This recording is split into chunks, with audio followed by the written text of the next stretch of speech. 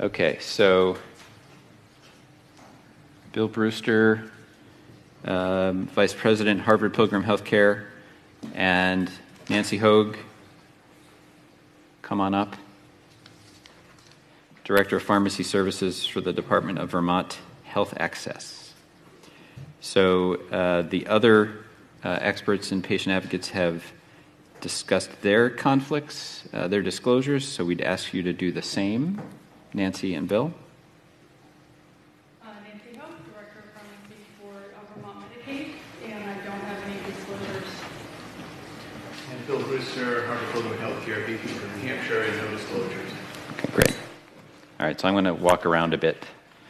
We'll try to touch on a number of themes. So I think that oftentimes we like to start out this conversation by talking to the patients, and the two of you have already been so eloquent with your words, and I'm actually struck not only by the discussion of your own personal stories, but also the women you've counseled. It is sobering to think about all of the challenges that are faced. One thing that we do like to ask, because, Casey, you actually explicitly reviewed the report, is whether you feel that lived experience, the challenges faced, were adequately captured in the report and discussion, whether there's anything else you'd want to add beyond that in terms of anything else that you'd want to say. You've already said, given a lot of eloquent commentary today, too, but... I think the report did a good job summarizing the symptoms, and I hope that Heather and I filled in the gaps where the emotional, social, professional challenges occurred that patients faced. I don't think I have anything to add at this time. I feel like I've spoken quite a bit. Heather, anything from your end? No? Okay. So Jean actually mentioned this already. So it did take us aback as a team when we were having our scoping conversations, and we spoke not only to the two of you, but other patients and patient advocates, because we often don't hear this level of distrust of pharmaceutical manufacturers and clinical societies, for that matter. And so wondering if you have thoughts on how you think that trust could be rebuilt. I think it was challenging in looking at the organizations that helped sort of form the opinions of the report. I think maybe 8 out of 10 of them took funding from AbbVie, and yet they were endometriosis nonprofits, ICER, ACOG, all of these organizations take a whole lot of money from pharma, and what we found is that right now the standards of care for endometriosis and the ACOG practice bulletin are, 1, the first line of treatment is hormonal contraceptives and NSAIDs, which makes sense. 2, they say surgery, but they don't distinguish between surgery. So what we find is a lot of patients are having multiple ineffectual surgeries. I myself had 4 or 5 pelvic surgeries before actually seeing a surgeon who could adequately treat the depth of my disease. And what ACOG says is that when the first and second line treatments fail, which they're destined to fail, right, because we know that hormonal contraceptives are palliative, and we know that most of the surgeons who do surgery are not trained to adequately excise endometriosis, their definitive treatment is then a hysterectomy, which a hysterectomy, endometriosis by definition is disease outside of the uterus. So a hysterectomy doesn't even treat endometriosis. So what we find is that we work with patients who have gone through years of failed hormonal treatments, failed surgeries, hysterectomies, before then seeing a specialist and then seeing multidisciplinary care. And we also know that pharma, gives a lot of money to these organizations, gives a lot of money to the nonprofits. So in terms of building trust back, we are so grateful that our voice is represented here today. We would like our voice represented in creating other standards of practice, and we would like more decision makers and policy makers not have this form of influence and really put patients first. So I don't know how the trust can be put back until we're at the table like we are today, and that our concerns are listened to. I will say that this type of event is the exception versus the rule. There's this saying, nothing about us without us. Everything has been without us. As I said, we exist in a sphere that is shaped for us. Patients traditionally have no voice. And when they do speak up and they do complain about side effects and expenses and things of that nature, they're told it's in their head, after already having been told their pain is in their head. Now they're told their side effects are in their head, that somehow the drug failure is their fault. And we're talking about trust. We're talking about a company that was number 14 on the Dollars for Docs list, paid out $18.2 million to 30,000 physicians, including their own authors, and the country's top 10 teaching hospitals. One doctor alone owned $300,000. How do we reconcile that with what's in the patient's best interest? So I don't know what the easy way is to build back trust. I know that AbbVie has a very long way to go. It wasn't so very far in the distant past that they paid out $875 million in fines for manipulating the RICO Act and Medicare and Medicaid systems. So, in my opinion and in my view, I don't have any easy answers about building back trust. What you're doing here today is an incredible step. And again, you are the exception versus the rule, unfortunately. We're working on that. We appreciate it. We appreciate it. So, clinical experts. So, Rebecca, you mentioned there will be clinical interest in this agent. Where do you see it fitting in clinical practice? And with respect to the medication management and surgery discussion that has kind of proliferated throughout the day, how do you think it will be used?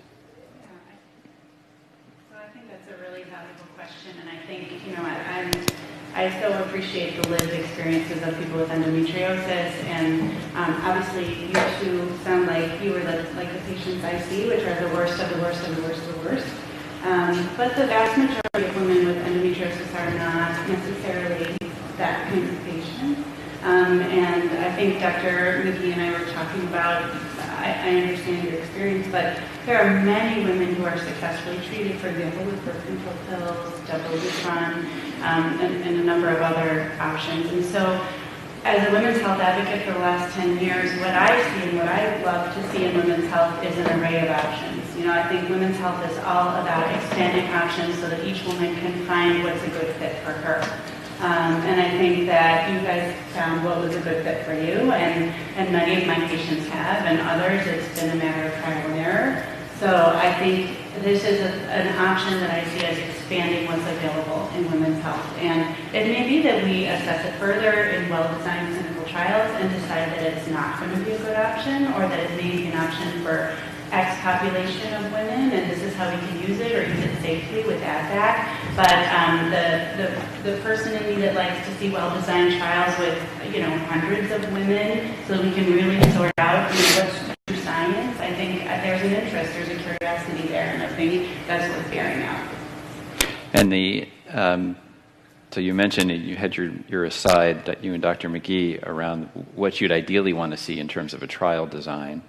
Are you aware of any ongoing studies that get anywhere close to the comparisons you'd like to see made of elagolix? I'll let Dr. McGee comment a little bit on the research side, but I think that one of the great problems that we find in women's health research is an incredible lack of funding. So I should mention I have no disclosures. I have never taken money from anybody. But if I wanted to do a good trial of this the way that we would design it, I don't know where that money would come from.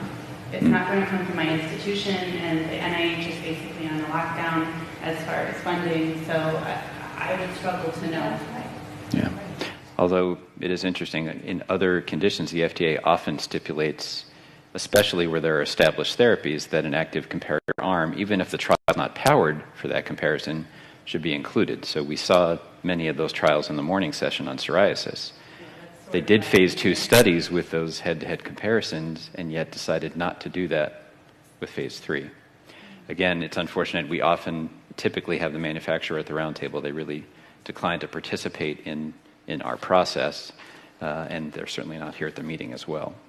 But to make sure I answer your question before I turn it over, I think the best studies would be, because in my mind these are the comparators, a continuous low-dose birth control pill compared with the lower dose of elagolix, and then the higher dose compared with Lupron injections. I think those are the most just comparisons. With the proper selection criteria for patients. To look at, I mean, this was just looking at moderate to severe, but there might be a role for the less severe, because that, if it turns out to be better than birth control pills, then that would be saying something. Okay. But that's with the step care kind of thing. And so it's, the selection bias is really, you got to look at that and how it can kind of creep into some of the studies. Right. So one of the things that our report highlighted, it wasn't part of the presentation today or the voting, but our report highlighted that there is the potential for significant health system strain from the introduction of elagolix.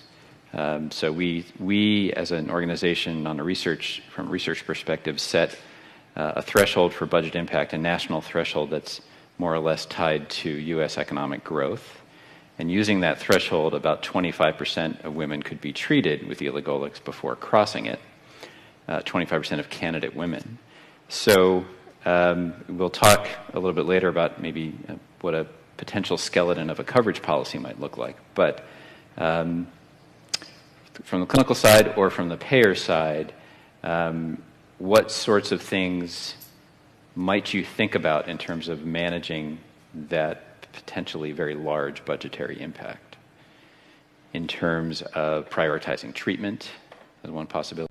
I have taken care of populations of resource-poor women for my entire career.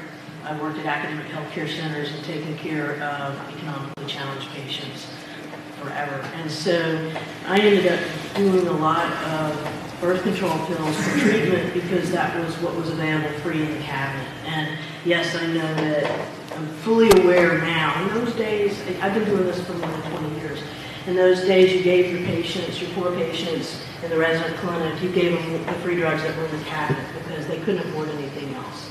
And so that's how a lot of my care evolved, is not necessarily what ASRM or what some fancy brochure said, but what can my patients afford? And a lot of my patients have been on Medicaid or uninsured, and even now it's this way as well. If they're undocumented, then they're not on Medicaid or anything either. So oftentimes it comes down to what can the patients afford. And even more now we're going to be in capitated care and in ACOs, and so we've got to think about what can our health system afford. It's almost generalizing that whole thing to everybody. And so particularly with Obamacare, birth control pills are almost free for patients. And when I think about it from the patient's perspective of what it looks like for that side, birth control pills are free. And they're widely available to young reproductive age women without the copay. But then when that fails and you want to look at other things, surgery is expensive, and they have lots of copays and high deductibles with some of these new insurance things, and that's just going to get worse with some of these. Yeah, you have insurance, but your deductible is $20,000. So that's an issue, so that makes that unaffordable for patients.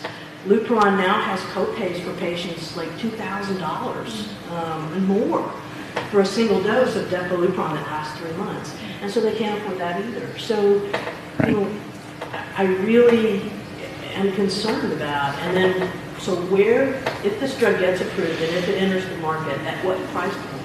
And then what's that going to do to the price point of Lupron, which is made by the same manufacturer? We just figured that out.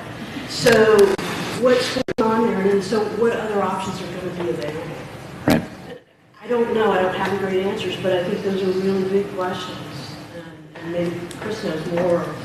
What is Medicaid going to fund? That's what my patients are going to want to know. Well, so let's turn to the payers then. It is often the case. We've had roundtable conversations where payers say, look, this is sitting in a certain place in our step therapy protocol primarily because of the cost. It's almost irrespective of what the clinical data look like. It's the cost. And does this kind of pose the same risk for you? Obviously, we don't know what the actual price is going to be. We have one estimate that was used in our modeling. It could end up being higher than that. It could end up being lower than that. We're not sure. But so it might be helpful just to give you a little context how we currently manage drugs that are used to treat endometriosis and how we manage drugs in general, or how we make coverage determinations. We certainly have a board that evaluates clinical meaning efficacy, safety data, as well as cost data.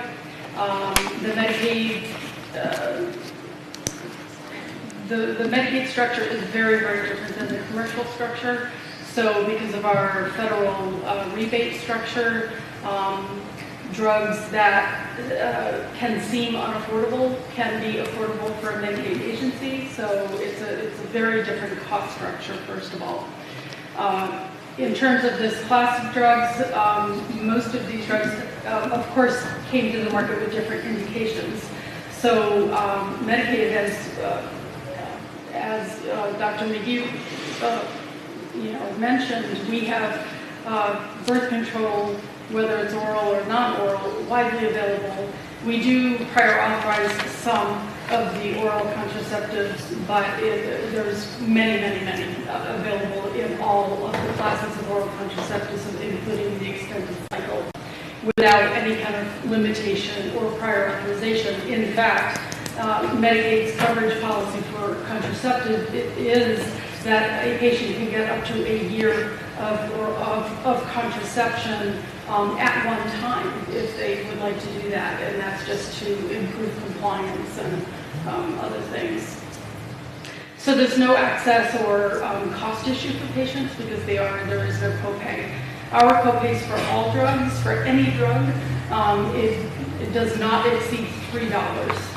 So even if the patient is on Lupron, their copay is $3. We do not have limitations currently on our preferred drug list for oncology. So that means all of the aromatase inhibitors, all of the GnRH agonists are available without limitation and any implication of access there. right. This elagolix coming to market with a specific indication for endometriosis and possibly in the future other indications, but we will likely put a limitation on the use of elagolix, and the kinds of considerations that we think about are, the entry point of the patient. Is it moderate to severe endometriosis? Obviously premenopausal. Is a specialist is a specialist prescribing? So is it really someone that is familiar with the condition and with the treatments for the condition? Those are considerations. We would certainly look for at least 2 or 3 other therapies, whether that be NSAIDs or contraception or even a GnRH. At this point, I think one of the questions I think we would weigh at this time is whether we would require a step through a GnRH, and that may be dose dependent. So that's something that we might consider, is if it is a low dose, perhaps we would not require the step through, but at the higher dose we would require a step through. So these are all things that we would weigh on our drug utilization review board, which is like our P&T committee. Those are considerations that we would weigh. I'm not saying we have a decision because the drug isn't even on the market yet. Also, we don't review any drug until it is on the market for at least 6 months. So, and we do that purposefully because there is typically extremely limited data on drugs when they reach the market, and so we really would like that additional 6 months to allow some further studies to, to become available. Yeah, and I don't want to lead you too far down the path of that straw man coverage policy, because I think we all want to participate in that. But no, that was great. And from the perspective of the commercial payer, who has a different set of challenges. Yeah, so again, thank you for asking us to be here today, asking me to be here. I feel a little out of my league sometimes with the expert voices that went up here today.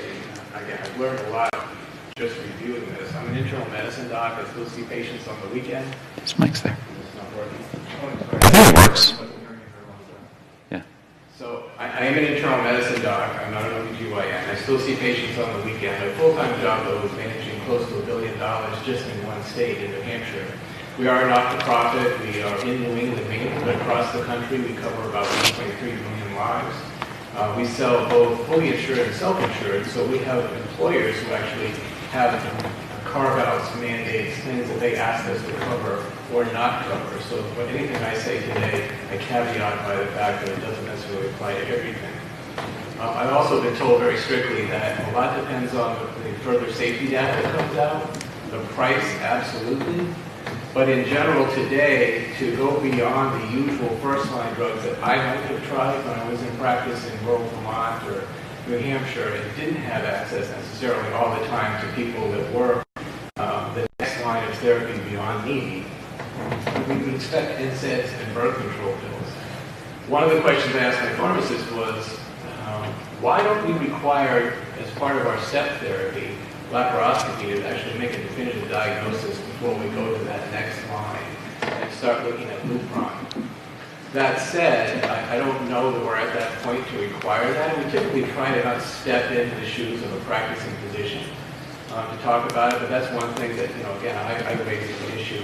I will also echo, however, as a physician who cringes when I think about the cost of drugs that I might use, like Hep C drugs or whatever, but I'm so thankful as a physician that I have something that actually works for a particular segment of the population, and having the tool in the toolbox, when used correctly and not forever, would be something that I think we would, as a company, would be interested in. But again, we have limited networks that don't always allow access to the specialists that might be in Pittsburgh or wherever. We have co-insurances, co-pays, deductibles that really do affect the practicing physician and the patient getting access to different things. So again, we do think carefully about it. We have a P&T committee made up, I think, as most insurers do, of actually practicing physicians in our states that really are experts in this field and help direct us. Okay, great. So before we get to that coverage policy exercise, turning back to the clinical experts for a minute. So we've heard from several of you, actually, that there's variability. We've got variability in how multidisciplinary medical management is. We've heard about variability in surgical performance. Is there potential or hope for the creation of some sort of network of centers of excellence with kind of truly multidisciplinary care? There is one. Okay. It's not a formal network, but it's recognized by those in the industry. Okay. So I would say that there are lots of folks that market themselves as experts that are very good at that. There's also pockets of places where they're very good individual surgeons. But I think what we really need to get to, if we're going to move towards accountable care organizations and, taking care of populations, we need to get to where we have standardization of care and where in our training programs that we make sure that the people that we're training have that skill set. And that's really difficult because as, there's so many things that make it complicated to teach residents and to teach even fellows to have the skill set they're going to need to be able to do this complex surgery. Hour limitations, the number of cases overall is going down. So getting people that skill set is an issue. Okay. But I think that we could develop some of that sense. It would be, it would be so lovely if NIH would fund, But we have a reproductive medicine network that funds large clinical trials related to things like that. It would be so nice to have, or a pelvic floor medicine that compared two different kinds of incontinence surgery and looked at those over a big network. And I think that would really foster growth, and it would help excellence get further out into the community and not in just local places, and not based on personal reputation or marketing excellence of groups or of individual surgeons. I think that would, A, increase trust, because it would be an NIH-funded thing, and then it would allow people to learn from one another instead of being in silos and keeping their knowledge to themselves so that they can later patent it or they can be the expert. But to teach people to do science in teams where there's much more of that, and where there would be a network of objectively evaluated centers of excellence. And maybe Blue Cross Blue Shield or some of the other folks, as they designate centers of excellence for different things, maybe industry can help us establish standards for what determines what's the best level of care. I don't know. And outcomes reporting, registry, that kind of information. Yeah. I'll get to you guys in a minute, but Rebecca, do you have anything to add? No, I think it speaks to a larger issue in OBGYN, which is that it's a vast field, and I think it's becoming increasingly so specialized, as in a lot of medicine. So I'm active in the AAGL, which is the American Network of Gynecology Laparoscopists, and I think the idea is that there will be people who focus on advanced endometriosis surgery, and there will hopefully be enough spread out throughout the regions that everybody has access to that. But I think, unfortunately, I don't think most general OBGYNs are going to feel comfortable doing that kind of surgery coming out of a 4-year residency. Okay. Casey, you wanted to make a comment? I think that's correct. I think a lot of OBGYNs aren't prepared for endometriosis, which can impact the bladder, the bowels, to operate on that. I think we do know that early diagnosis and quality treatment can make a huge impact for patients and improve their quality of life, their fertility. Recently, patients represent, I think there were over 8 different patient-led endometriosis nonprofits supported by AAGL. Actually, the AAGL board signed on. We petitioned ACOG to update their standards of care, and also one of the challenges that we're facing is that excision surgery, so ablation could take maybe 40-45 minutes, ablation surgery, leaving the majority of the disease in, which leaves a lot of the inflammation and pain, right? So right now, the ACOG code, there's only one code for ablation and excision. Now, excision can take 4 to 6 hours to do. It involves multiple surgeons to really get at the disease. So even when their patients have a network online where we help each other get access to multidisciplinary care and help identify surgeons. But the problem we're also facing is that even when surgeons are, a lot of the endometriosis surgeons do not take insurance because the code is the same and they're not reimbursed.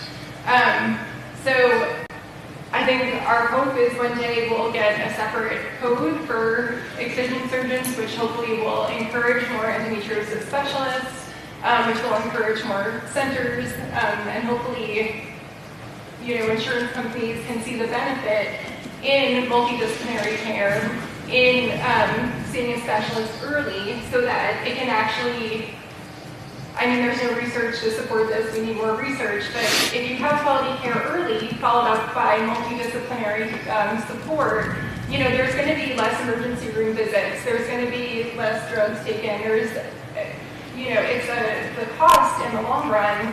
People say surgery is expensive, but if you have a really good surgeon and have access to multidisciplinary care, the cost over a lifetime, never mind suffering, right, and fertility and all these other things, can be improved.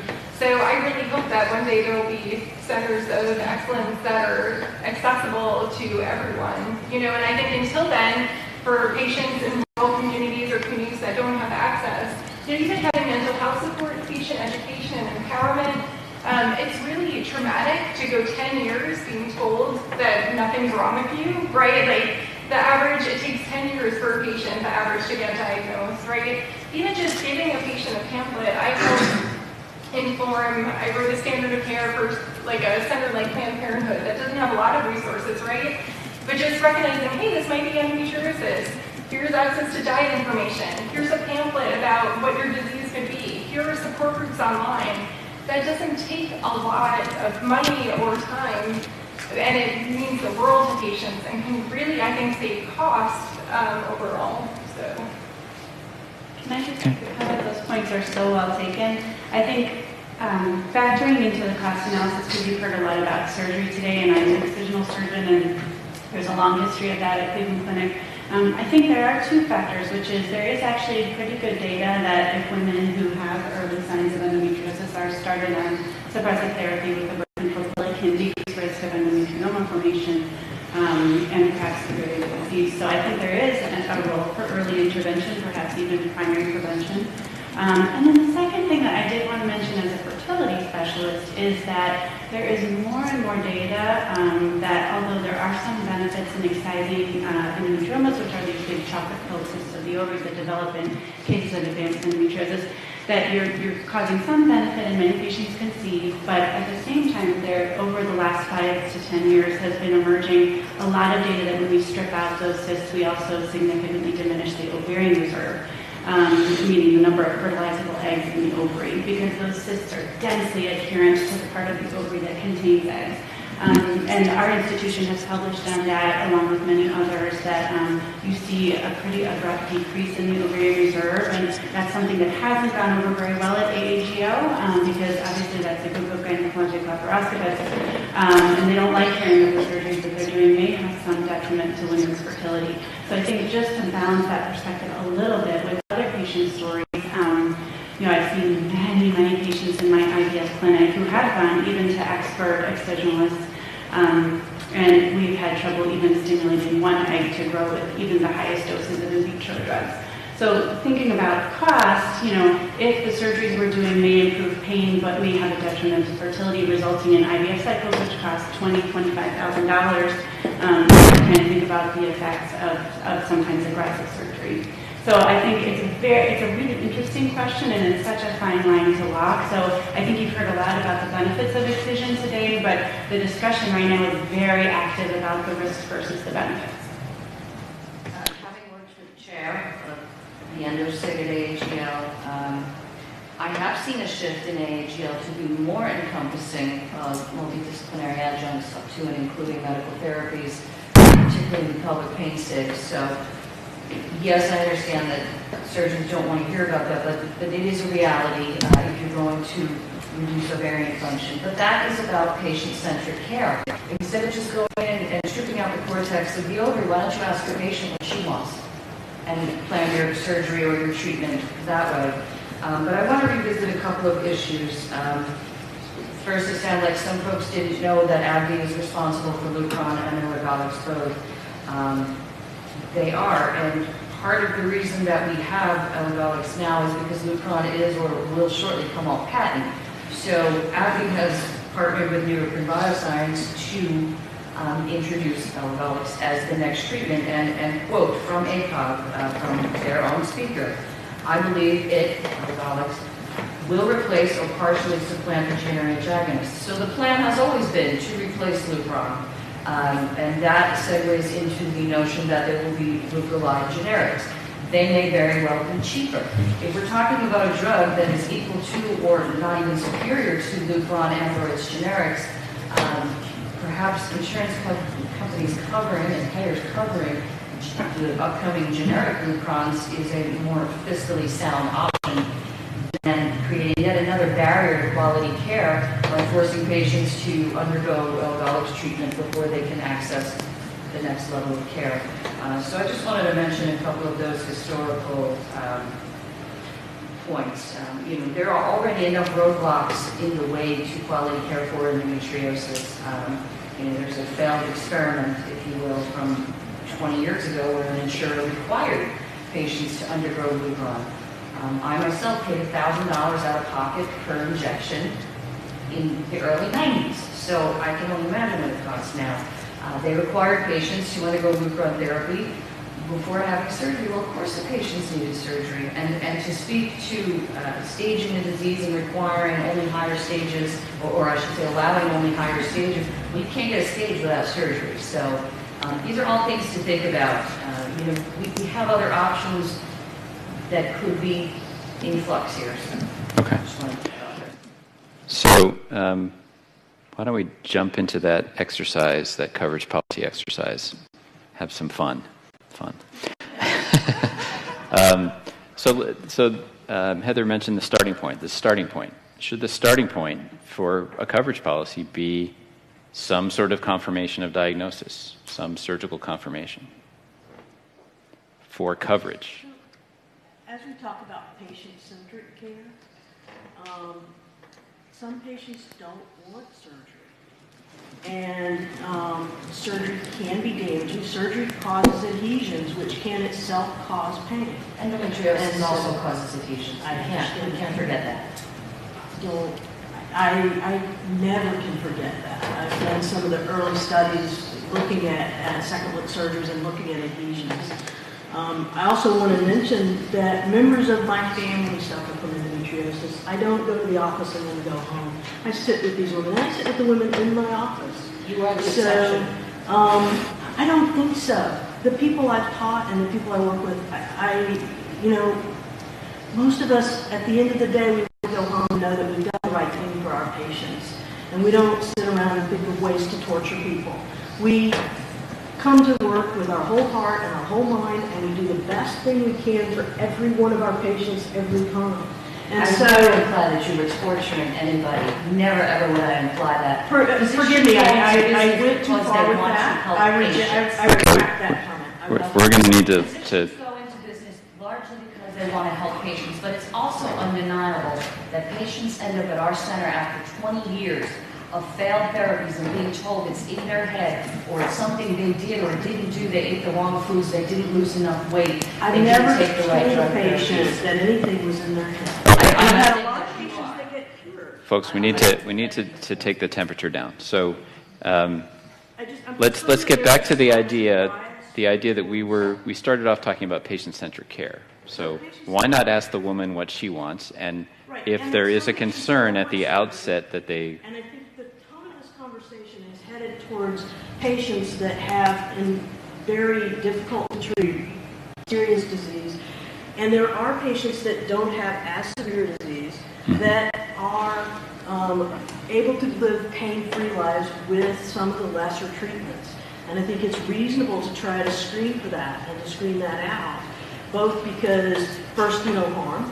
We want to do the things that are less likely to cause long-term harm, that we know a lot about, like birth control pills. And that we also surgery can also cause harm. So I think the step care is okay, but we want to make sure that the steps don't take 10 years. Right. So it sounds as though the coverage policies that exist by and large will base that early decision, and I think we all felt like there was agreement that first line of treatment could be NSAIDs and oral contraceptives. That decision could be based purely on reports of dysmenorrhea from women and other pelvic pain. Teenagers.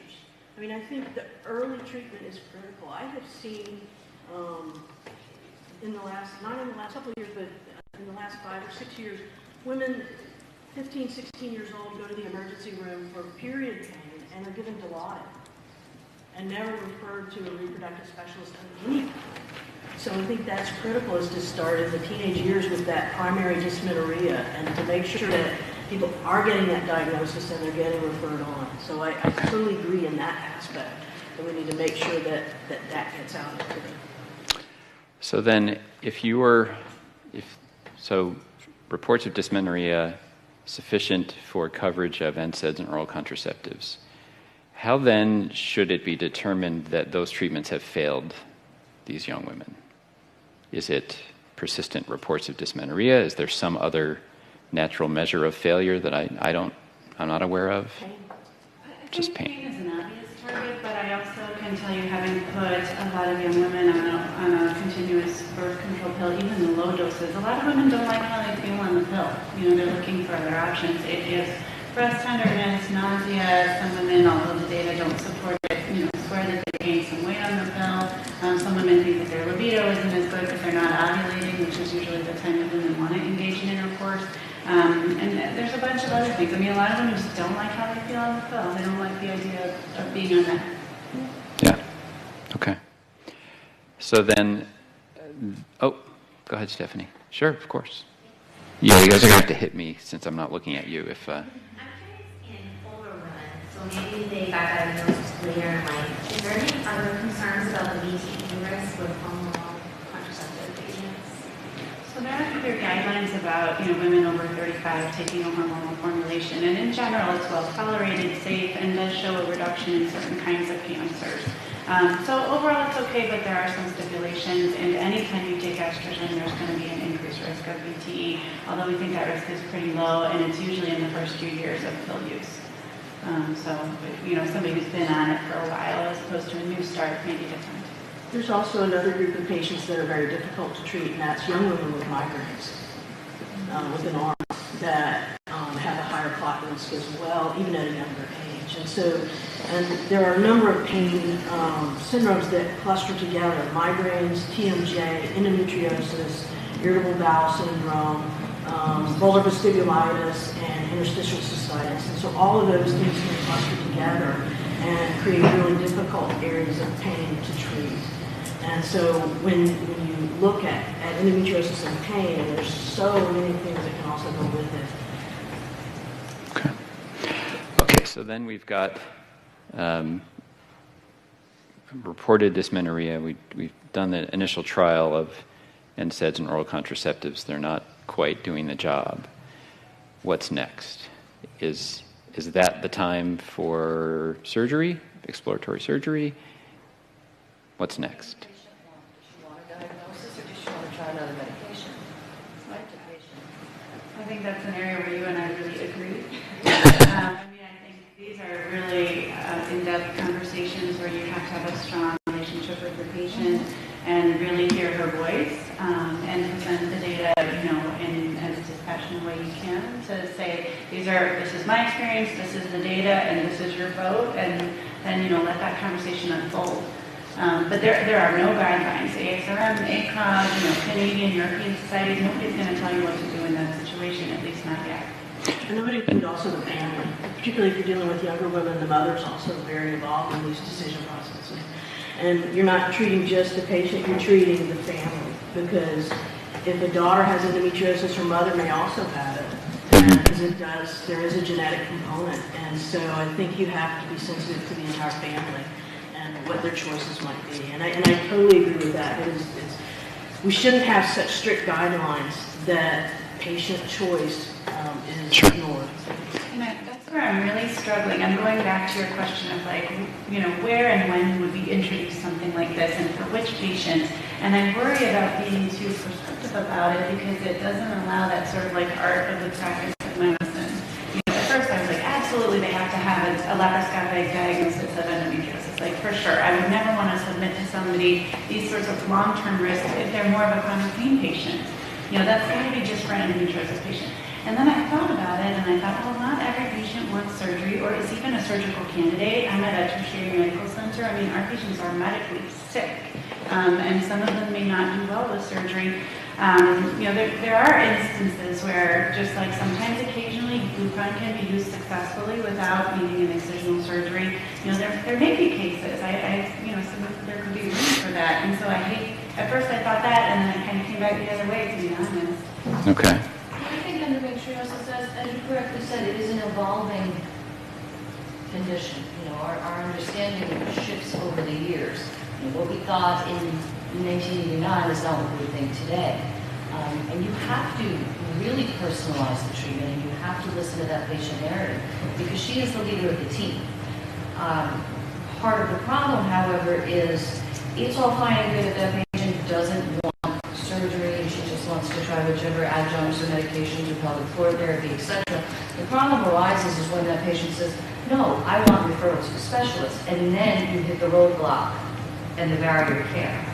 I mean, I would have to check, but I think, ACOG does at some point in their recommendations, for what it's worth, they do recommend surgery. The problem is they're not recommending necessarily surgery with the right person, the right specialist.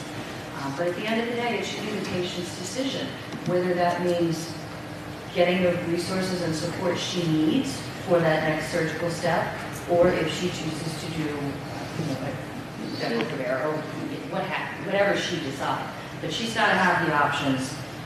And right now, we don't have a lot of options. We have a lot of roadblocks. Yes, Dr. Flick was just telling me something really interesting a while back, that imaging is progressing really well now. And that, because one of the things we've been talking about is, okay, who needs this? It's more precise. Right. Yeah. Well, who needs this surgical intervention and who doesn't? And it may be because the lesions that are in the pelvic floor that are really deep, those are the ones you can't see. They're underneath the peritoneum.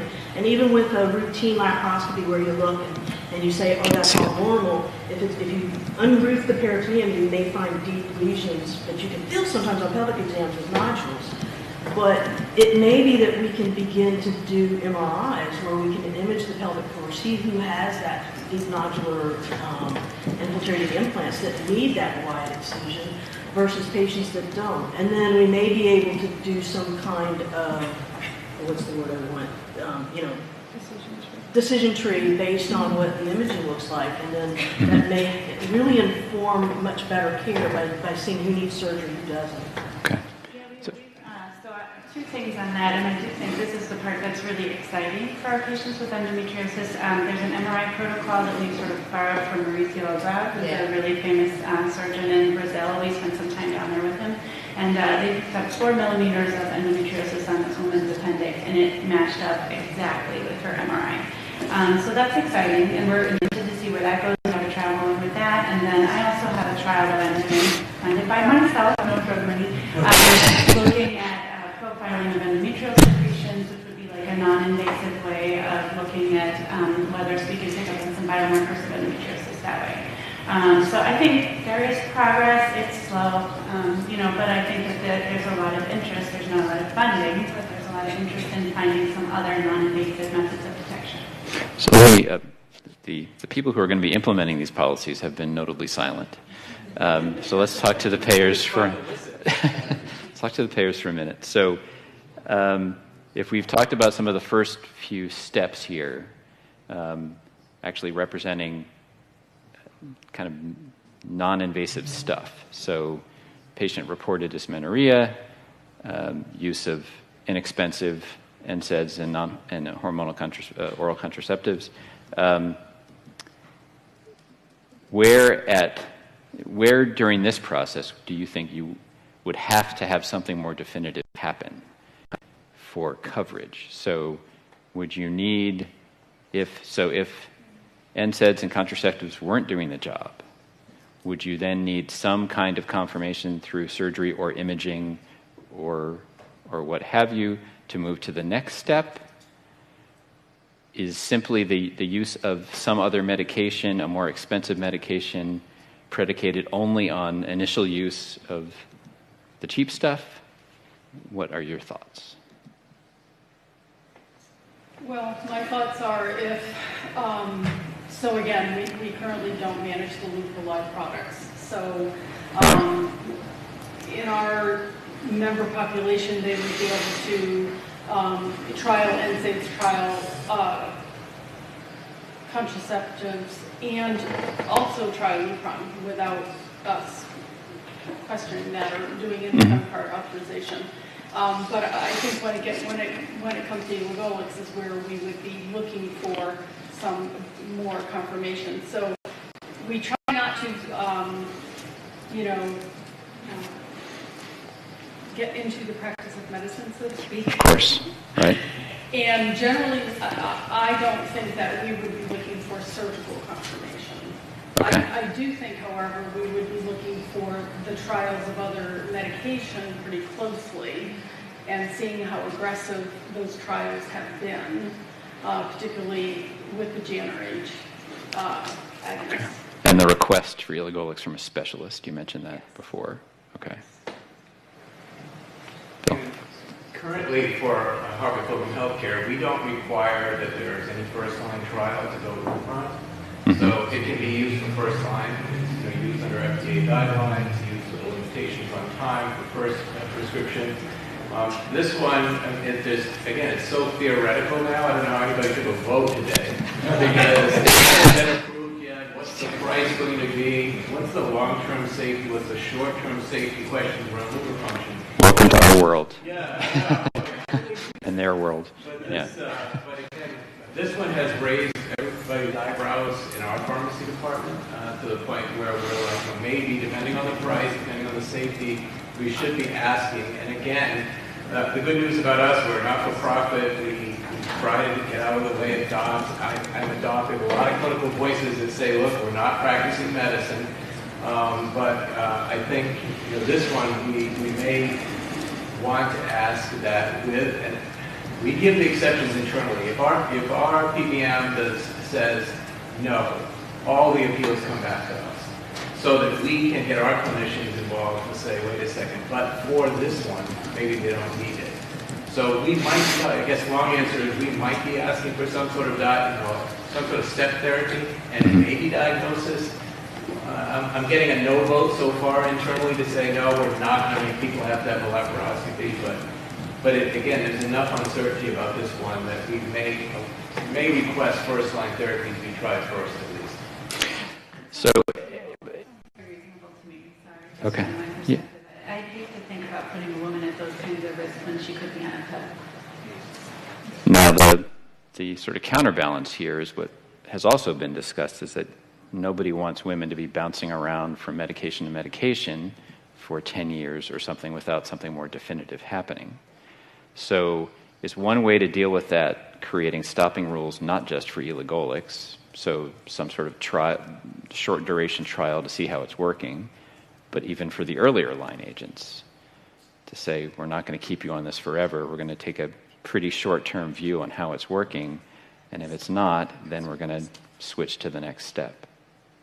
I know those are interesting from the payer perspective, but they're also kind of onerous to monitor. It's very difficult to manage without being in somebody's office every day and saying, what are you using that birth control pill for, and what about Sure. that NSAID? So I think that's a difficult thing that we expect. We have really good docs in New England that actually follow guidelines, and we don't have a lot of outliers, and we trust that people would use it. So I don't know, my payer partner up here, how we could manage those first lines and say, okay, all right already, it's been 10 years, what are you doing here?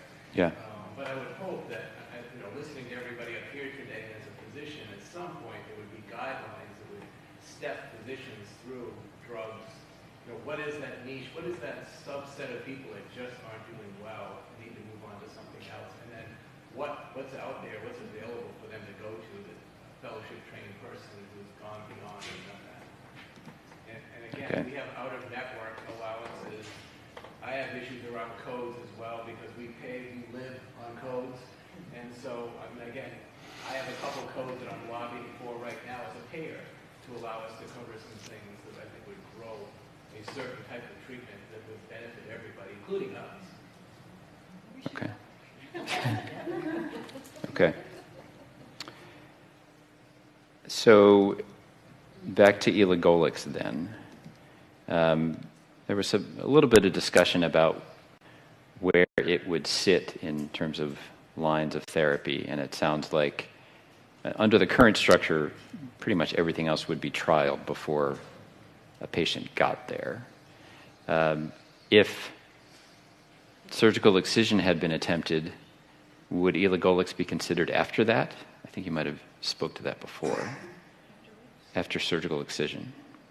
I think you could consider it in some cases, certainly. I mean, I think you can consider anything after excision. But you also have to understand not all pelvic pain after excision is endometriosis. So Sure. I think there has to be some sort of follow-up, certainly. Things like pelvic floor dysfunction, is that being treated? Does the patient have secondary pain generators? There's a lot of intense decision-making between the patient and her physician that has to go into, okay, well, what next? But I mean, anything is an option after any surgery. excision or otherwise. It's always a possibility. So one thing we haven't mentioned is alternative medical stuff like acupuncture and massage therapies, and so there are a number of other kinds of things that some patients have found some relief with. So, but I think when you think about where elagolix would go, I'm thinking like after the things we know a lot about, that like when you get to Lupron with ADVAC or whatever isn't working. Aromatase inhibitors I've used some, but I'm more reluctant to use those just because of the osteoporosis aspects, and I'm a little, it doesn't have the indications, so I have seen some patients that have been on long-term aromatase inhibitors that have a lot of discomfort, and my breast cancer patients that are on them, they have a really high rate of vaginal pain, and I wind up treating them for vulvodynia that they didn't have before they went on the aromatase inhibitors. So I might think about it, elagolix, depending on how it turns out. I mean, I'm still waiting on more data. I think we don't yet know enough to know exactly where it fits, right. But it could fit after Lupron and before aromatase inhibitors. Okay.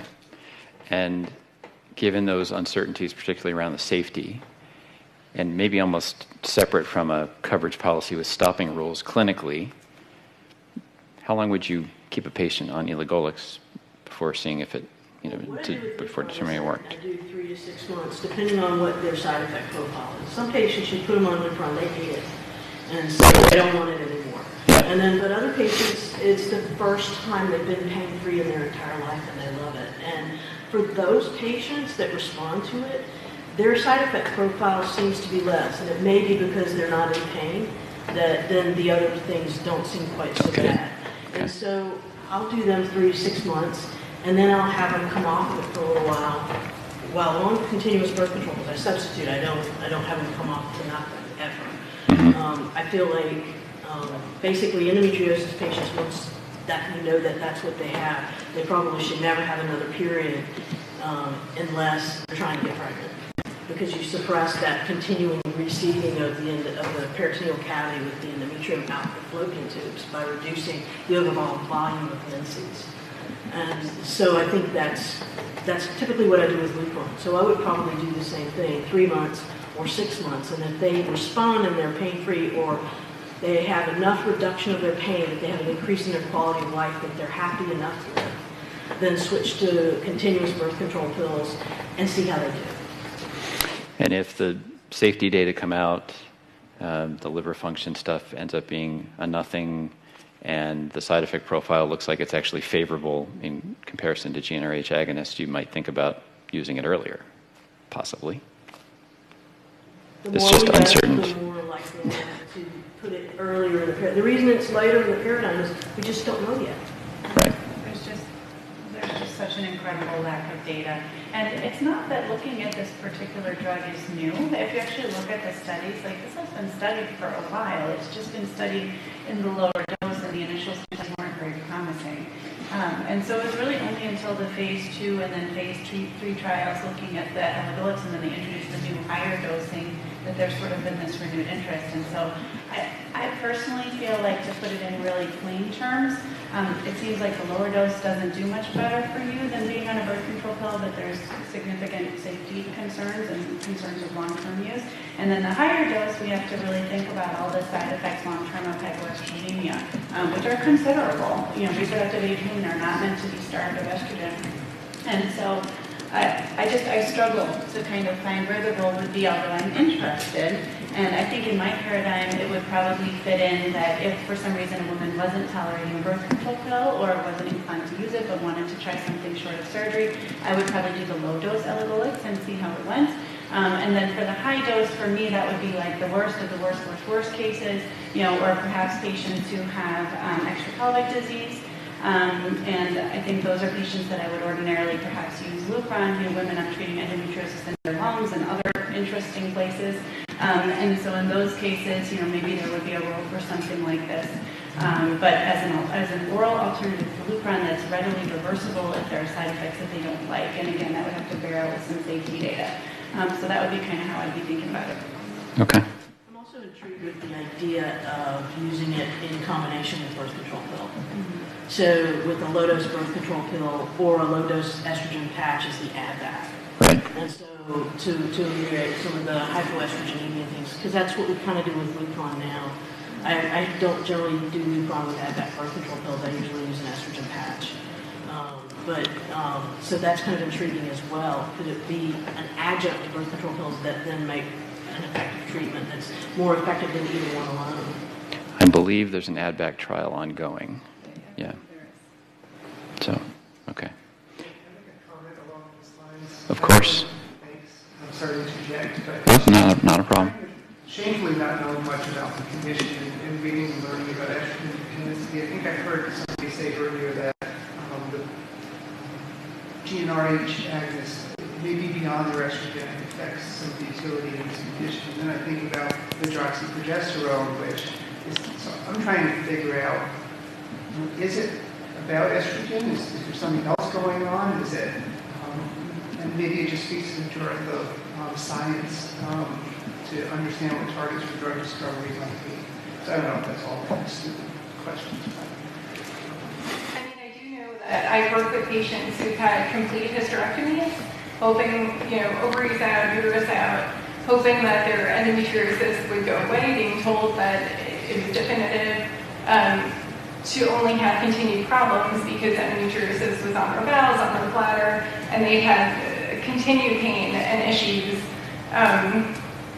So I think there's something more. We know that some Lupron works for some patients, as you were saying, don't tolerate it, but also still continue to have pain.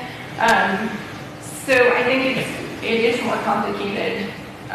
Although a lot of the approaches are coming from the perspective of, well, if we kill off estrogen, we're good, but that's not been, and I also have worked with a lot of patients who are past menopause who are having issues with endometriosis. So I think it's much more complicated, and I would like to see new drug therapy aimed at a whole different approach altogether to try to address the disease. Just to add to that, it's well known that endometriosis has its own aromatase activity, which is an enzyme that converts actively to estrogen within the lesion.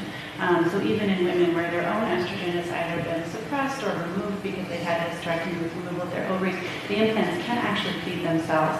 Now, obviously, those are a little bit of the zebras. They're not necessarily like horses.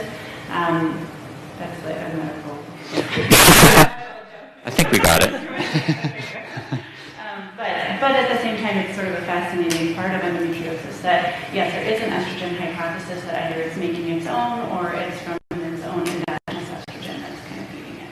That doesn't, any hypothesis of endometriosis can also have a separate hypothesis. None of it kind of fully explains the whole picture.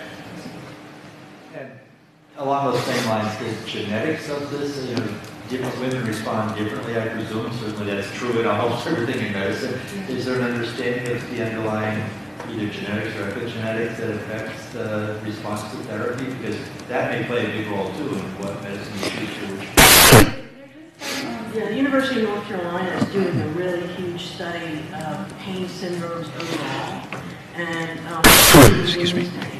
And they're looking at endometriosis, irritable bowel syndrome, TMJ, the syndromes I mentioned before. And they're doing a whole, genomic look at this. And they're also doing a multi-factor look at all of these because they're multigenic. And it may be that it's the response of the patient to pain, that neurologically they experience pain differently because of nerve growth factors. There's lots of components to it. And it's also everybody is different. And so there's lots of different pockets of different kind of folks. And I think probably in the next few years, we're going to start seeing a lot of publications from that group. They're starting to present now at specialty groups, but they've done a lot of really great work with vulvodynia and looking at the vulvar pain kinds of things and why people have pain. Because there's short-term and long-term pain, and so if you have short-term pain and you continue to be in pain over a period of time, then it turns into something else.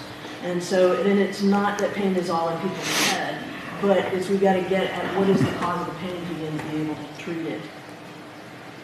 Yeah, there's a lot of really interesting genome studies, and there's different loci that have already sort of been identified. And I think in addition to genetic variation, there's variation in peritoneal immune function. Like most of us think that there's an immune dysfunction that's inherent to endometriosis, like most women when they get their period, reflux some blood into the abdominal cavity.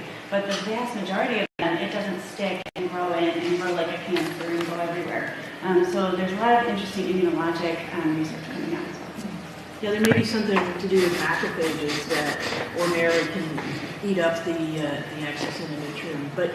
And we know that there's differences because in women that have a transverse vaginal septum or they have a cervix that's closed, they start having periods when they're in their teen years, but there's nowhere for the blood to go except out the fallopian tubes. So it goes out into the endometrial cavity. And virtually 100% of those young girls, when they're finally diagnosed and they find what's going on, have endometriosis. They have endometrial implants all over their abdomen. And people used to get all worried about it, and they would go in and they would do all this huge surgery on them.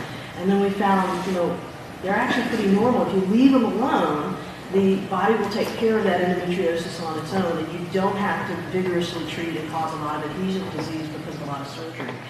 But in other patients, they have just a little bit of effluent that goes out, and they can't get rid of those implants like the normal body can. And so exactly what's going on with the macrophages, what's going on with immune recognition. There's also some evidence that there is progesterone resistance of endometrial implants. So progesterone is what makes the endometrium in the uterus turn from proliferative to secretory, and then to die and go away as a menstrual period. So if the endometrial implants aren't able to respond to progesterone, either they don't have receptors or they have other components that don't allow them to respond to that signaling pathway, they can never become secretory, and then they can't die out.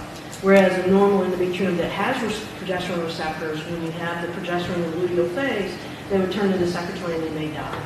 And so what is it that allows this endometrial implant to live on beyond where it should already be senescent? And so those are also some areas that there's some really interesting research going on. And I wish the NICHD had more money to give some of these folks, because I've seen some of my friends that are really good researchers in this area that have closed up shop and retired because the funding is just so dismal. So ICER's president has a question. Comment. Dan did a great job of leading you all through questions that would help folks write, or at least consider the different options and perspectives around insurance coverage policy, which we often try to think of at launch. We wrote lots of services. But as I was actually really thinking of the language that you can use, there were a couple of gaps, and I wanted to quickly follow up with both the clinical experts and the payers to try to address a couple of very specific things. One is the patient eligibility, premenopausal. Now, moderate to severe dysmenorrhea, is that all that needs to be written? Are there any criteria around duration of pain, nature of pain, cyclic? What if a woman has chronic pelvic pain for many years? Are there any clinical and or insurer criteria that should be woven into the initial coverage? I'm going to try to be quick because I know I'm going to take a little bit of time. I have 4 quick kind of fill in the blanks.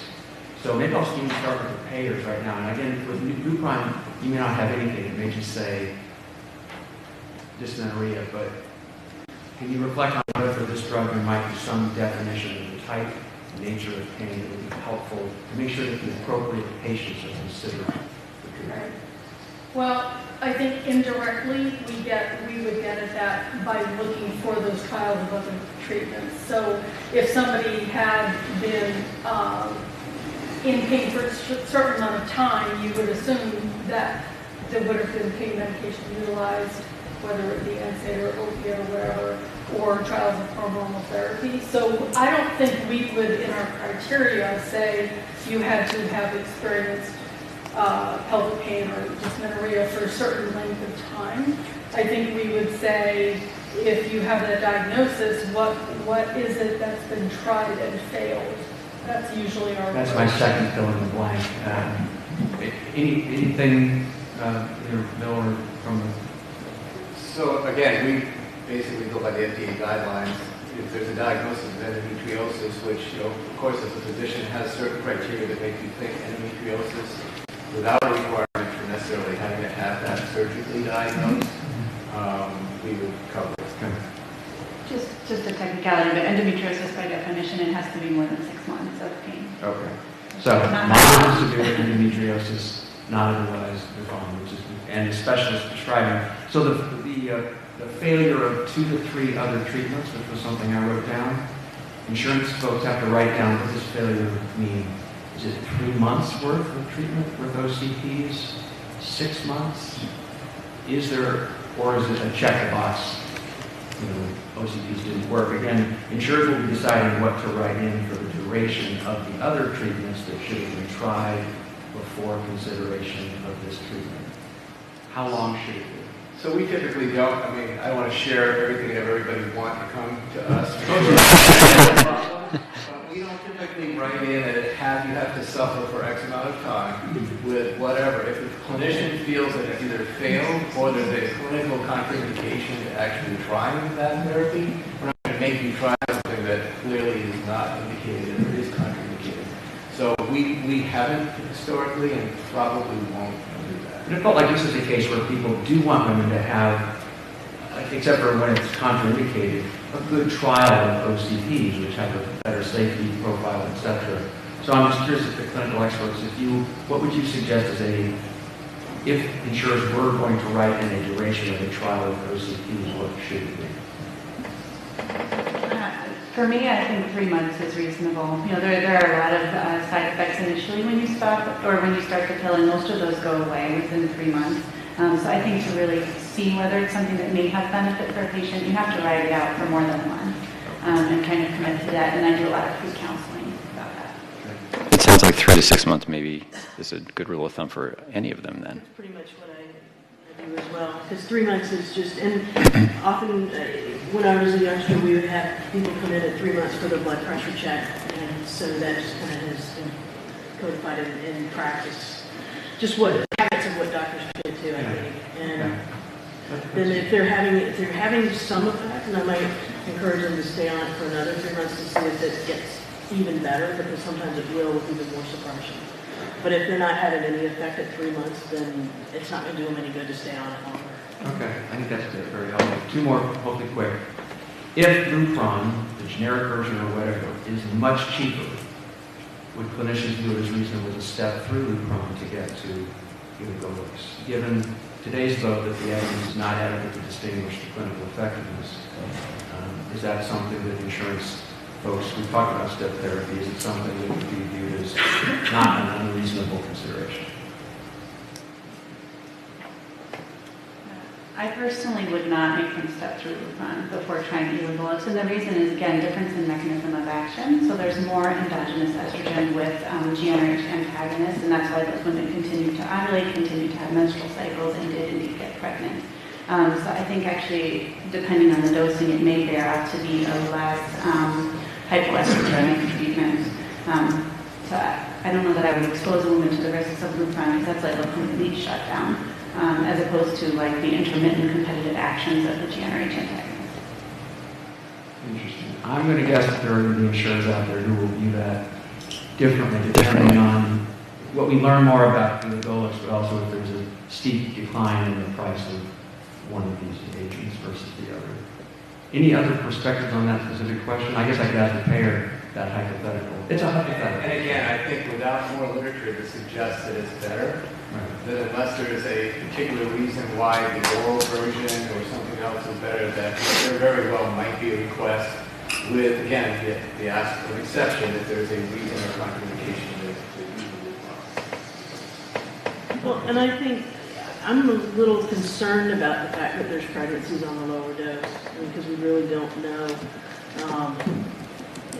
There's not really enough data to say whether it's safe in early pregnancy, and so using it as something almost as a, to allow pregnancy to occur, that makes me a little bit nervous without a lot more data. And I think I probably would be more likely to go through Lupron first before I went to that, until there's a lot more data. I agree, I just don't know about mandating it. I hear what you're saying. We'll capture the nuance. We don't say what should happen, we say that people should Here's think what we about discussed. These approaches. The last one, sorry, quick. Let's assume that the FDA, as Dan said at one point, looks at the liver issues, decides that's not a problem. Let's assume, for the sake of argument, that they don't limit the initial label to 6 months. Should insurers, looking at the data, which is based on 6-month trials, consider having a stopping rule at 6 months at which patients must go into some kind of, as you said, clinically, you would consider taking a patient who's done well for 6 months and then putting them back on OCPs and then reconsidering if that doesn't go well, then putting them back on these kinds of medications. Should an insurer consider doing that as a kind of default, that at 6 months there's a pause? So most of our coverage approval decisions are for a year, most of them. But there are some classifications of drugs where that is significantly shorter, and particularly with a lot of the newer specialty medications coming out, we're actually doing shorter approvals. I think this is a case where we would at least want to check in at 6 months to evaluate efficacy, tolerability, all of the, how the treatment is going. Now, if we, got some feedback that it was very effective and there were a few side effects and they weren't worried about bone mineral density or other issues, then we would likely authorize the continuation. But I think it's reasonable for us to check in at 6 months. And at least what we've seen so far, I mean, that's my assumption as well. That the initial would be up to 6 months, and then consideration for an additional 6 months, unless something comes up differently. It's kind of an interesting situation just because this is one case where at 6 months, if it's going well, maybe when you want to back off, because you can always go back on it, as opposed to other treatments where 6 month checking is, if it's going well, definitely keep using it. So it's a little bit, it's just interesting. Clinically, it's a little bit different situation. Dan. So I want to get back to the patient advocates. So we've now had a lot of discussion and some detailed discussion about the components of a coverage policy. We've been talking about medical management primarily. So what still feels, does something still feel missing to you? That was good. No, I I'm appreciative that there have been so many questions and folks are not just jumping into the pond, pell-mell. I think everybody's asking very fair questions. The bottom line here is we simply just don't know. We don't have enough evidence. In talking to my colleague at AbbVie, sort of the intention was to start the patient on that lower dose, and then if they did well, then they would bump that up to the higher dose. The alternative is to start them on the higher dose, and if they didn't do well, then to take them down to the lower dose. So I don't even know that AbbVie knows what they're doing in terms of the dosage. But with that said, that is, to play devil's advocate, that is one of the benefits of elagolix, is that you can titrate that dose a little bit. I'm not saying it's the answer. Sure. It's just an option and a possibility. But again, we don't know. We don't know if those babies were born with cleft palate and congenital malformations because of something in the genetics of the mother or because of the drug. We don't know that those side effects that they're saying are not really due to the drug, if in fact they are really due to the drug. There are a lot of unknowns here, and I think that should give everyone pause. What I don't want to see is that we have yet another roadblock in the access to care. And that's what this looks like to me right now. I don't know what I would say in 6 months when we have answers, because we don't. We can all sit around and be grand about how great this is going to be or how terrible it's going to be, because we don't know. But what the patient community does not need is yet another drug that does very little and prevents them from getting that stabilized treatment that they need. Great. Okay, so we're got about 15 minutes left. Oh, Casey, did you want to say something? Go ahead. Go right ahead. I think as a patient and as a social worker in the community, I think what I just keep coming back to is informed consent. I think obviously there's been some tension, right? And I think it reflects sort of a tension in the patient community and I think what we just crave is complete informed consent. I think patients need to know that elagolix may be an option should it come out that it's safe, and but also that, you know, what are the positives and negatives of birth control? What are the positives and negatives of multidisciplinary care, which, yes, acupuncture, diet, nutrition, mental health support. What we're finding is that patients don't have all of the information. Yes, surgery isn't right for everyone, medication isn't right for everyone, but that each patient is explained and knows that there are specialists, knows about multidisciplinary care, knows about medication, the side effects. So I think that's really what we're asking for and what we're hoping for, which is not, obviously these clinicians are wonderful and do present clearly these options to patients, but I think what we're finding is that's not the case for every patient. So I think that's what we're striving for ultimately, is more information for patients to have these decisions. Okay. So at the risk of you feeling like you have to repeat yourself, the way we typically wrap this up is we'll ask each of you to give us one sentence. We allow one semicolon, so it can be a longer sentence. So your most important theme or takeaway from today's presentations and discussions. The other angle you could spin on it is sometimes we ask people to think about the one thing you would ask another stakeholder at this table to do that would make your life easier. So it can just be your simple one-sentence takeaway, or what's the one thing you would like another stakeholder to do? So, Elizabeth, start with you.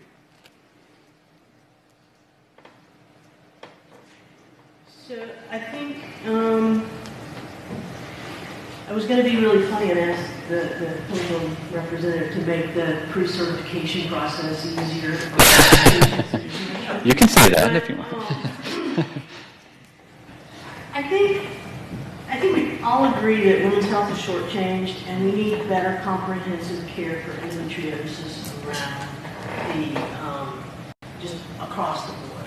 And I would ask our advocates that are very eloquent and have a potent message to use that message to NIH and to the people that can, advocate for federal research dollars to go more into endometriosis. Was at NIH reviewing a program many years ago, and there was a woman from the Endometriosis Association that was on the review committee. So there are, and she was a patient and the president of the Endometriosis Association.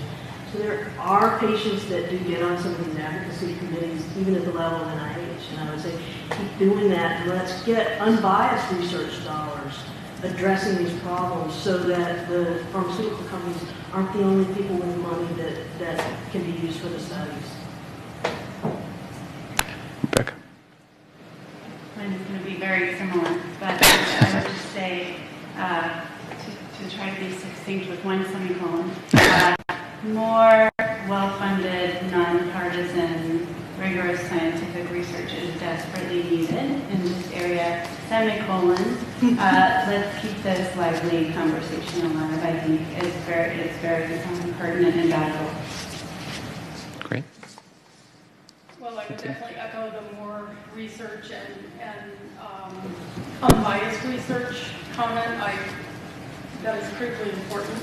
Also, a recognition of the limited funds that most Medicaid programs face, that we all need to be cognizant of that when these more expensive therapies come out. And I'm not able to share, so-called net cost information with you, but I can tell you that with the Medicaid structure, the treatments that are currently available are far, far less expensive. So that's a consideration that I would like people to keep in mind. Okay, thank you.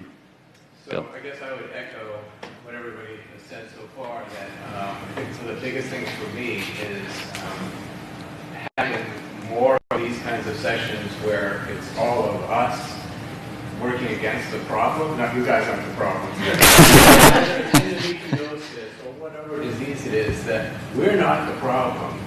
and have us all be here and have these seats filled with the funders and pharma, so we all look together and say what levers do we need to pull to fix the problem for that particular patient. Great. Casey. The organization that I work with actually just got Senator Hatch and Senator Warren to put endometriosis funding for research through the Department of Defense. So that's very exciting. Semicolon. I would like to invite anyone here who has any influence over a practice, medical students, academia, insurance, whatever influence and control you have or however you deal with endometriosis patients, please reach out to us if you would like a patient perspective on how to collaborate on getting better care to patients and different methods, because we know what's currently happening now isn't working and patients have a lot of ideas on what does work. So please reach out. That is more than a sentence. We'll allow it.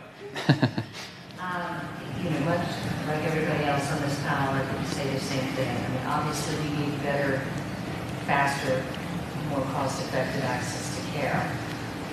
There's a huge gap in the endometriosis community between surgery and meds when I feel that there is in fact a common ground. And I would just implore, involve your patients, involve your colleagues, talk to the patient advocates and the people like us that work and live with this disease. I think we all have to come to the table together, or there will be no answers. There hasn't been 30 years. I don't want to go another 30 years. Great. Well, I hope you'll all join me in thanking this terrific roundtable. A sometimes emotional but very rich discussion about a product with so little data. It's been really impressive. It's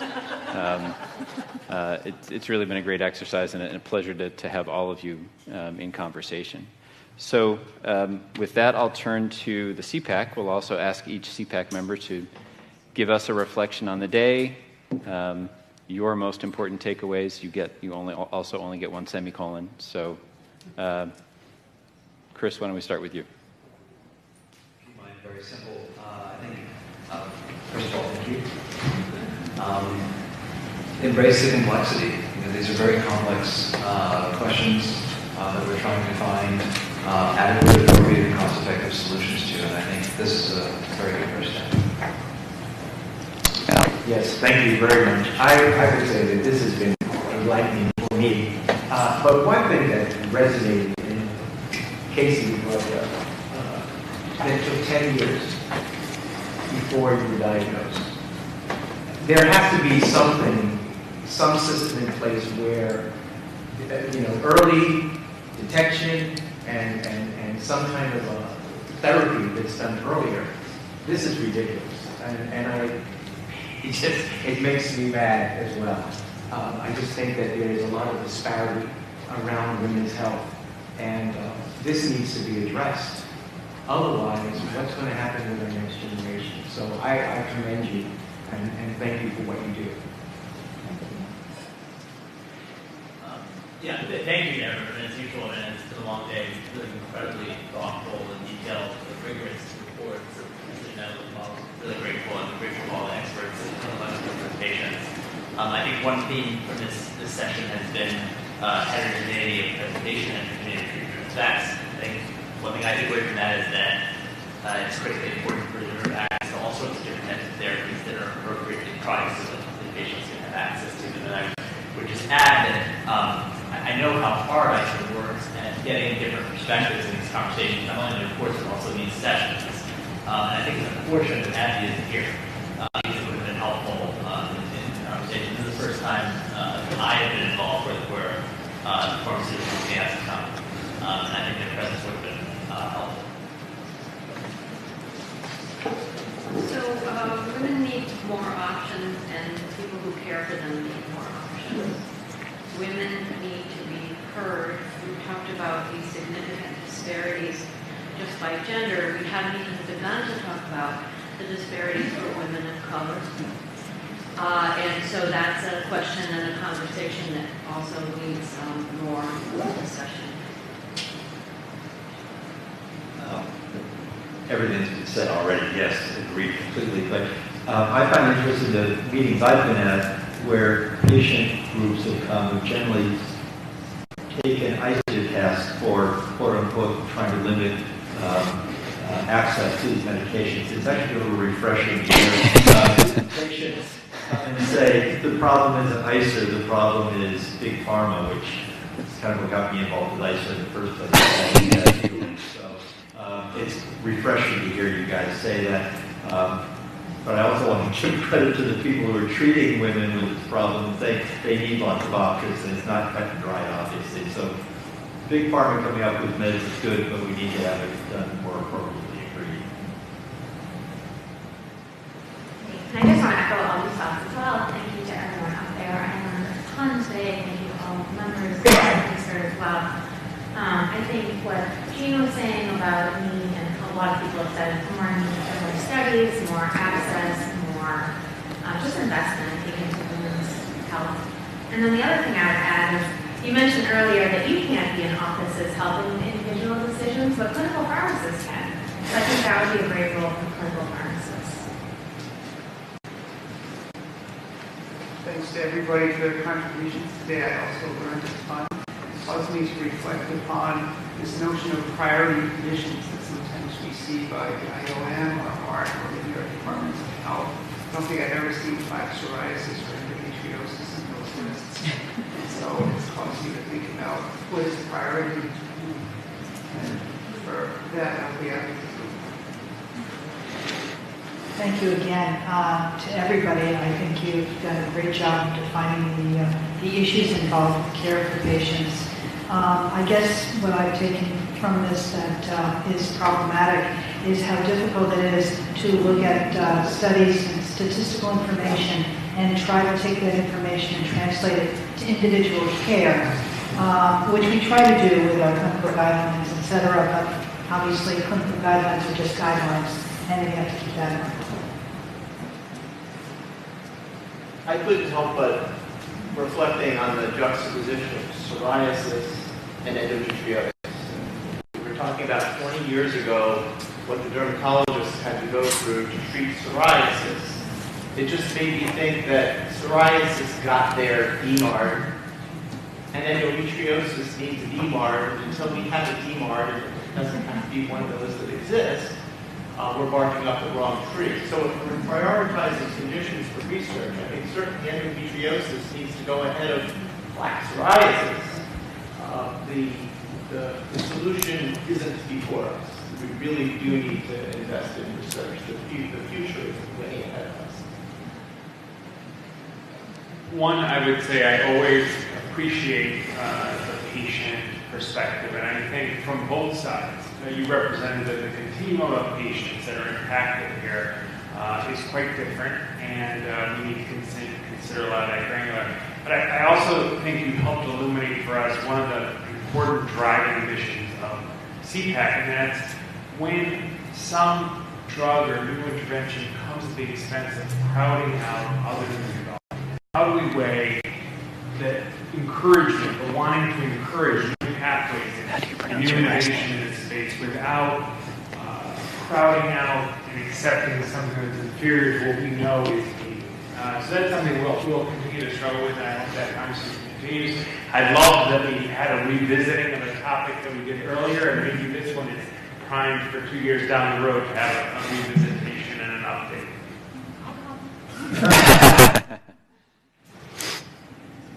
Thank you, everyone. It was a great day. And again, I had similar thoughts that Ed had about the difference between this morning seeing a condition that has dramatically changed people's lives, has improved their quality of life, and a condition here where we still are, trying to find a solution that can do the same. So I have hope.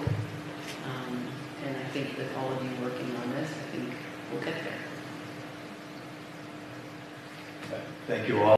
And I want to re-emphasize what Brian said. We're so used to being on the other side of this issue. All the emphasis on cost and value is perceived as a barrier to patient access and help. And this was a change for us. So thanks, and thanks to the panel for really engaging in a very tough case. Great. Well, with that, I also want to extend thanks to the ICER team, to Celia, to Laura Cianciolo, who the program coordinator, who helped with all the logistics for this meeting, the ICER research team, our external collaborators, Steve and Brett. We could not have done this without any of them. I also want to thank everyone for their patience on my maiden voyage as a moderator, so thank you very much. So thanks again, and do we have an official close to the meeting? I can't remember. Next steps. Celia, let me just walk everyone through next steps. First of all, to the panel, you all got written or hard copies of voting worksheets. Some of you graciously gave me the morning sessions voting worksheets at lunch. You also should have them electronically if you prefer to type out your responses. I'm going to send them out again this afternoon after the meeting. If you would like to scribble down your notes, we do rely on them to help to capture what we talked about today. Second of all, if you need a shuttle to go back to the hotel, there's a shuttle leaving at 5:15 for those who need to head back there. And then for next steps, the meeting recording will be posted next week on our website. We will try to capture the conversation that we had here today for the votes and also for this policy conversation and distill a few takeaways as a team and post a final report by the end of the month, by August 2nd. And we will let you all know when we do so. You can find materials on our website as well if you want to monitor it. And with that, I will close the meeting. Thank you, everyone, for coming today. I think that this was a very good, strong, and dynamic discussion. 1 second, Celia. Without getting maudlin, I want to say thanks to Dan and good luck in your next endeavor.